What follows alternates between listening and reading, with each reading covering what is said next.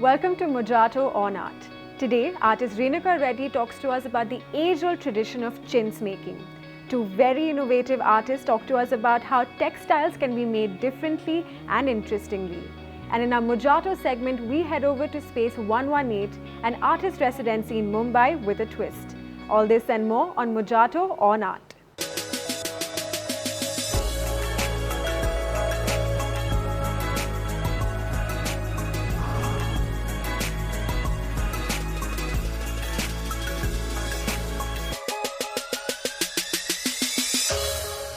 After working with crafts and traditional textiles for years, Renuka Reddy is now discovering chintz. She uses some very unique and interesting methods to produce chintz work, which may or may not disgust you, but will definitely fascinate you. So let's take a look. Any floral print today can be passed off as chintz, and you might have seen it on a shawl, on a bed cover. But its history is millennia long. Chintz is an all-natural dyeing process that originated in India 2,000 to 3,000 years ago and was popularized by the British in the 17th and 18th centuries. Renuka Reddy, a textile artist, has been working in chintz for the last 7 years. Prior to chintz, she focused on handlooms from Kashmir and automotive textiles in the United States. I was looking to relocate from the US back to India in 2010, and I was looking at contemplating ideas that I wanted to work with when I was back, especially having worked with crafts and technical textiles, which are highly engineered textiles. And it just so happened that I came across a book called Chintz Indian Textiles for the West, written by Rosemary Quill.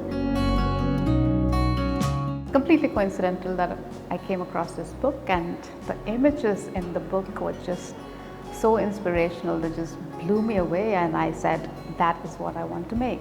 I want to make something so beautiful. Chintz, done in its original form, is a demanding 30-step process that can take up to 4 weeks to complete. All the dyes are created from natural substances. Reddy creates her chintz work on hand-spun cotton sourced from West Bengal. Then I realized that this is going to be a bigger challenge than I had anticipated. But the exciting part was the potential that there was space for discovery and experimentation, which really combined my two skills and my experiences working with crafts and technical textiles, because chintz as an art, of course it's very beautiful, but it's all chemistry at the end. It's all science behind the colors.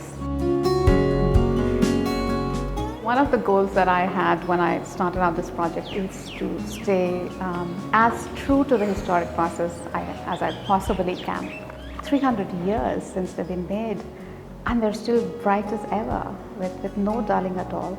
And you wonder, those days back, 300 years back, I'm speaking, how did they do it?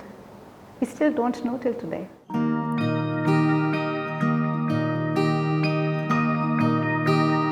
Source of color in my work is the reds are from madder, which is a certain species plant which has coloring compounds which give red. The blue is from indigo, natural indigo, which comes from leaves of a certain plant. The yellows are from pomegranate, and the black is from fermented iron. So these are my 4 primary dyes that I use. Everything else is a mixture of that. And that's where part of the chemistry comes in, because how do you mix all this and come up with different shades? And that's something I haven't seen in the current work either. So for example, purples. You think purple comes from blues and reds, it actually comes from reds and blacks. And the pure white of the cloth? That's dung.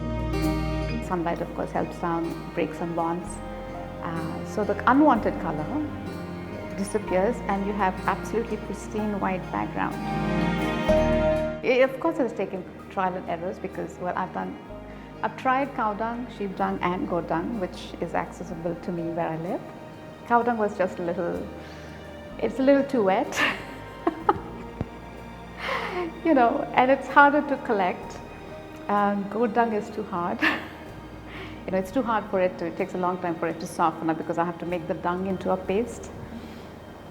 Sheep dung was perfect because it's easy to collect, and you can soak it for an hour, and you can make it a nice paste out of it.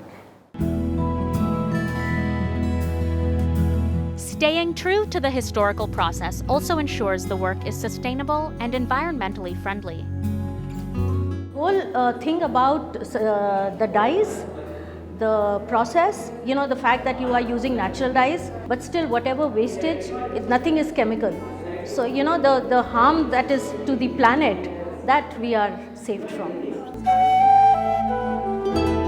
As the only artist today working in chintz, Reddy might bear the burden of bringing the style into the 21st century.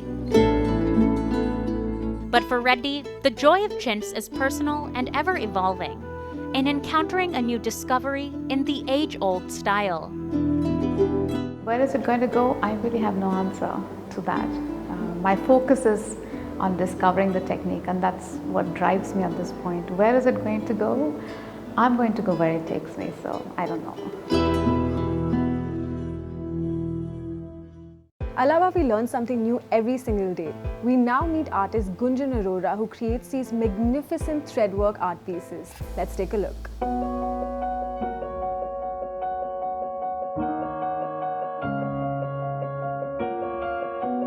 Threads became a therapy.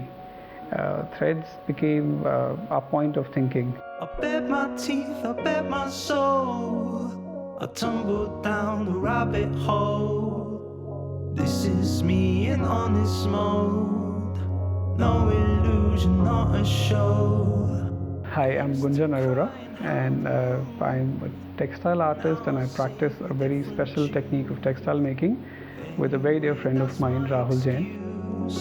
I don't blame you, I don't blame you. Oh, I will wait for you. This is a technique which kind of accidentally came into being when I was trying to deal with textile waste from my own workplace.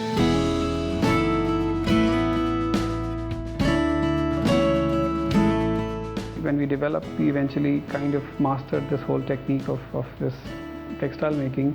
We now, as a practice, we collect only old threads or rejected threads or entangled threads, whether it's from our own workplace or other designers' workshops or spinning mills or from weavers or from sari weavers, handloom weavers, anywhere. I mean, any kind of thread is like game for us.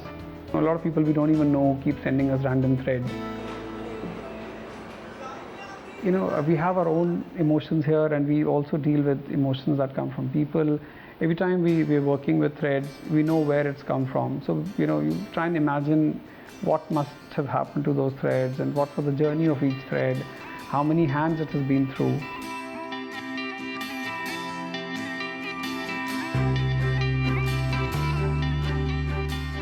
Definitely time intensive, and it's also patience intensive, as I would like to say.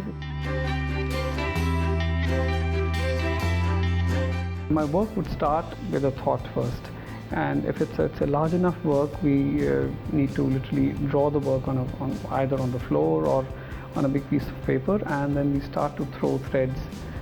So we literally, instead of painting with color, we start placing different colored threads in certain spaces or whatever starting point would be, and then we start to sew threads, and we don't really give it a particular direction.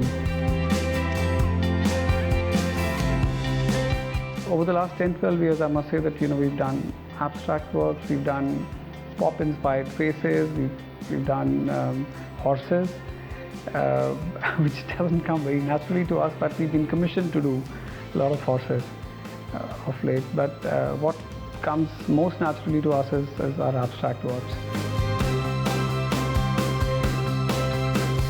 Just like threads, my life has been really fluid about how what I started off with and what I'm doing right now, though it's still connected, just like threads.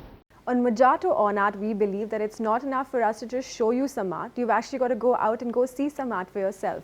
So here are a list of all the art and culture events that are happening around the country. Delhi. On a muggy night in Mumbai. Directed by Dhvani, the play explores the patterns of behavior created by society and how it is easy for individuals to fall victim to the expectations that society creates. Mumbai, a brush with the art galleries of South Mumbai. The city's always fostered art, culture and creativity in every nook and corner, but it often goes unnoticed. Sikh Sherpa has designed a tour to familiarize the people with the art and architecture of South Mumbai. Bengaluru, the unity of opposites. Artist Tanya Mehta explores the gaps between our different constructions of knowledge, philosophy, art, science, the metaphysical, and finds in those gaps bridges. The works exhibited are a combination of photography and new mixed media. And Kolkata. For his second solo exhibition by Darkling Ground, the artist Adib Datta will reimagine construction sites and labor tools. The exhibition will include ink works, sculptures, and found objects as Datta familiarizes the viewer with carcasses of built environment. Well, it's time now for us to take a break on Mojarto on Art. When we come back, we meet artist Dhvani Behl and hear a word from Mojarto.com. Don't go anywhere.